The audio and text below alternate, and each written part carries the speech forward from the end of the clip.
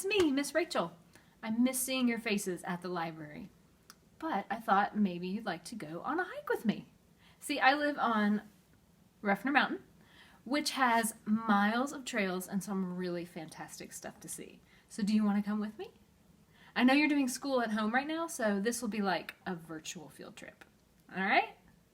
Okay, first things first. I decided I would try out an Emmett O'Neill Library Adventure Pack. So let's look at the stuff that's in here and you can help me decide what we're going to bring with us on the hike. Let's pack. There is a lot of stuff in the Emmett O'Neill Adventure Pack. Let's see.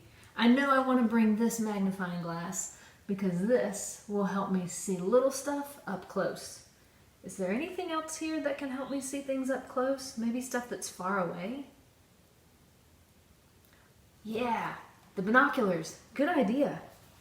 Okay, the thing about an adventure pack is that you don't want to take everything on the trail because that would be heavy and you don't need it all when you're out there. So I'm going to pick the things that I'll take with me and then I'll put aside the stuff that I don't need right now.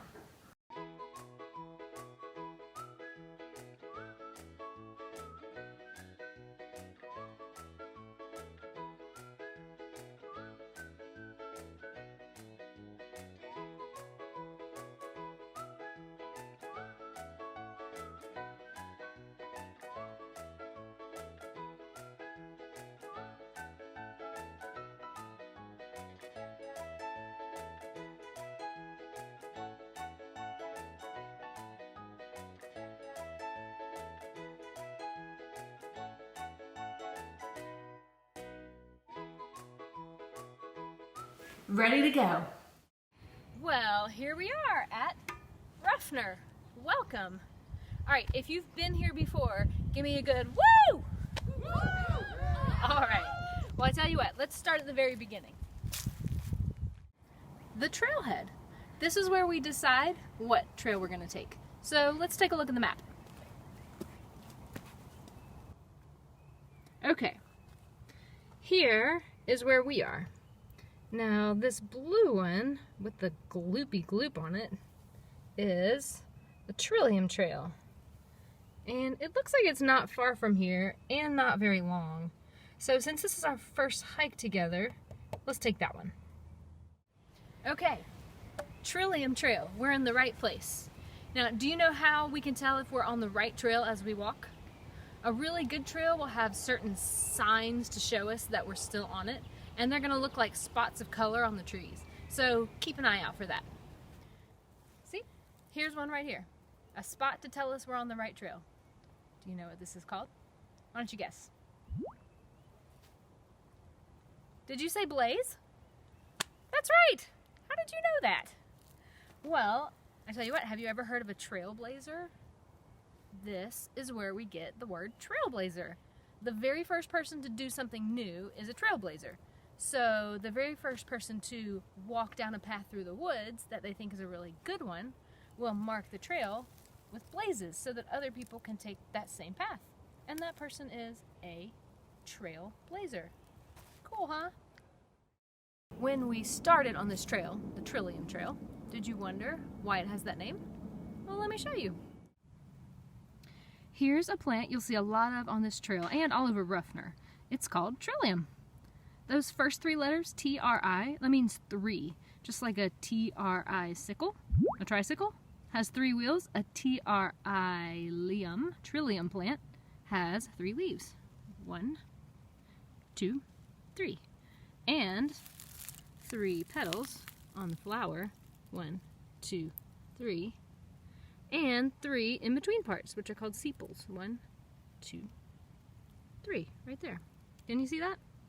And another thing about Trillium is that the leaves are mottled, which is sort of like being spotted. So you can see that on the leaves right there. It's got 2 different colors on it. Also, each stalk that grows out of the ground just makes this one bloom. You see how it's just one stem up to that bloom? So another name for this kind of Trillium that grows on Ruffner Mountain is toad shade. So imagine that you're a toad looking for a shady place to rest. Would you think that this was a good spot right there?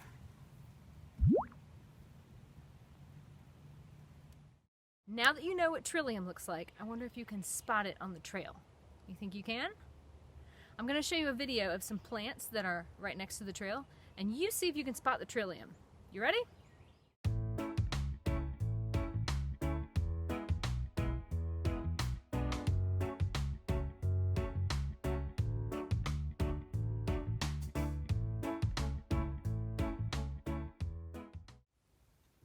Did you find any? Let's take another look together. Let's go backwards. Did you see this one? I bet you did. Good job. But what about that one? No bloom on it, but it's still Trillium. Oh, look, there's another one. It's smaller. And even at the beginning, a little baby Trillium. Did you see all that? Now I want to show you another cool plant. And this one I know where to find a lot of. It's a type of fern that grows on trees and rocks. So let's go this way. We'll see a whole bunch of it. Here we are. All this greenery growing on this giant boulder is resurrection fern. Now you might know from church or from zombie movies that resurrection is when something dead comes back to life. And when the weather's really dry, this fern curls up and gets sort of like brown and crispy like plants do when they're dead. So here is one that has died, and well, it looks like it's died. But resurrection fern is sneaky. So even when it looks like it's dead, it just takes one good rainfall to make the plant open up and turn green again. And the reason is it wasn't really dead in the first place. Most plants will die if they lose more than 10% of their water. But resurrection fern can lose 75% of its water, and sometimes even more, and still survive. It just won't look all lush and pretty like this one does. Sometimes I like to look at the underside of stuff. You never know what you're going to find underneath. And let's use the magnifying glass because this is really tiny. So, those little orangey pom-pom things are called spores. And that is kind of like a seed for a fern. They'll fall off and they will make more resurrection fern. Okay, there's one more thing I want to tell you about resurrection fern, and that is that it has been into space. Back in 1997, so way before you were born, astronauts took a little bit of resurrection fern on the Space Shuttle Discovery because they wanted to see if it was gonna like crisp up and then come back to life the way it does here on Earth.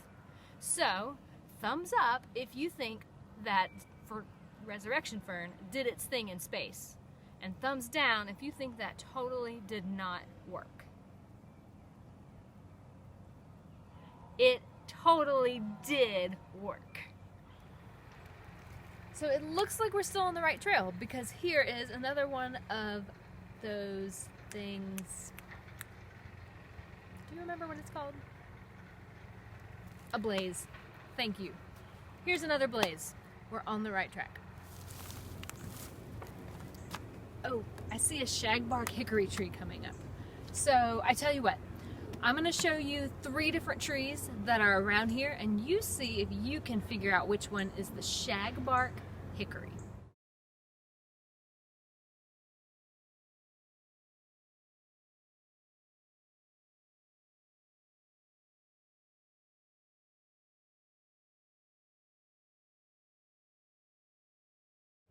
Did you guess it?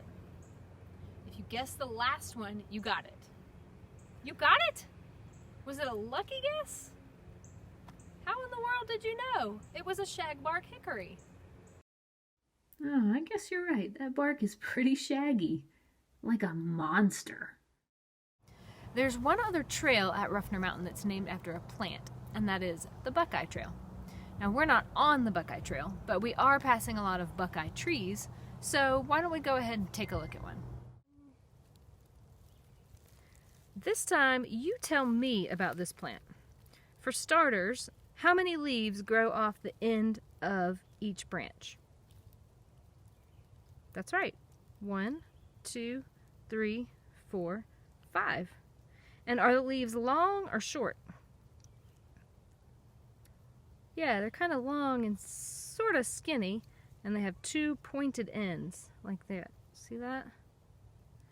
Now, are the edges smooth like the edge of a spoon, or serrated, which is kind of jagged like a bread knife? Yeah, they're serrated. And look at how the lines, or the veins, all come off of this middle one and go toward the outside of the leaf without touching each other. Do you think you'd be able to recognize a buckeye leaf all on your own? Well, we'll see about that in just a little while. Now, another name for the buckeye is the firecracker plant. Why on earth? Well, if we look at the blooms, maybe you'll get a hint. They're bright red, and they come off the stem in every direction, kind of like a firework exploding. In fact, this is a small buckeye plant, but when you see a really big one with lots and lots of blooms, it looks a little bit like a 4th of July firework. By the way, hummingbirds love the bright red buckeye flower. I've got some bad news and some good news about buckeye fruit. The bad news is, it's poisonous! Don't eat it! The good news is, it's really hard to eat. It would be kind of like biting into a tree branch, so you probably won't eat it by accident. Here's what it looks like.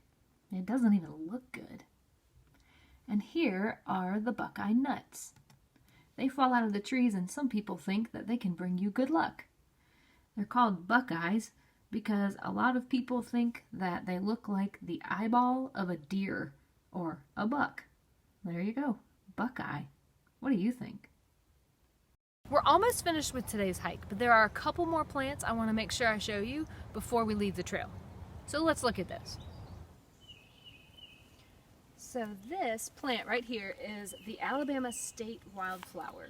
Do you know what it is? It's an oak leaf hydrangea. Did you say that? Now, it's not an oak, but it's called an oak leaf hydrangea because the leaves look like the leaves of an oak tree. Let's take a closer look.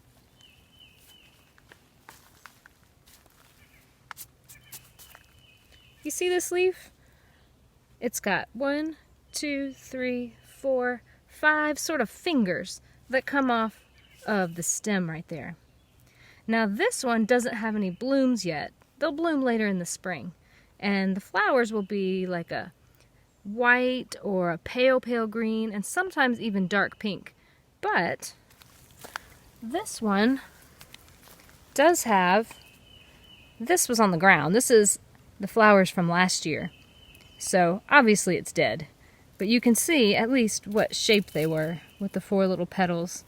And they grow off of each one of these little brown balls. So it looks like a big bouquet. Can you imagine it? Now I want to show you a plant that you do not want to touch. Can you think of a wild plant that's poisonous to touch? I'll give you a hint. If you touch it, you get really, really itchy. That's right. It's poison ivy. Let's see what it looks like. Here's poison ivy. It has 3 leaves like trillium. 1, 2, 3. But do you notice how it's different from trillium? Well, for one, it's smaller. Also, it doesn't have a flower. And the leaves aren't spotted. They're mostly just solid green.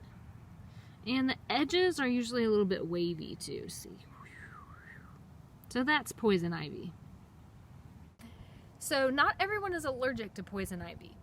When I was about your age, I did an experiment on myself where I found some poison ivy in my backyard and I rubbed it all over one of my shins. And I never got it. What? And I haven't gotten it since then. But that was a dumb experiment and it really could have turned out badly. So don't do that. Just keep an eye out and try not to touch the poison ivy. Before we say goodbye, let's see if you can remember what we saw on our hike. Here are 3 leaves we looked at up close today. Can you point to the buckeye leaf? If you pointed to this one, that's right. All right, what about trillium?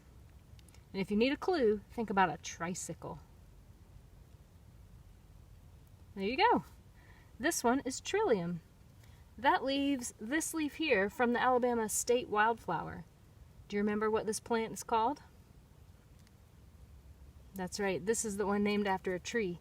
This is the oak leaf hydrangea. Wow, you're good at this. You're so good at it that I wonder if you would help me identify some of the wildflowers I saw on the trail today. I don't really know my wildflowers very well, but I took some pictures while we were hiking, and I'm going to try and use the Wildflowers book from the adventure pack to identify what these are. Will you help me with that? Okay, here's the first one.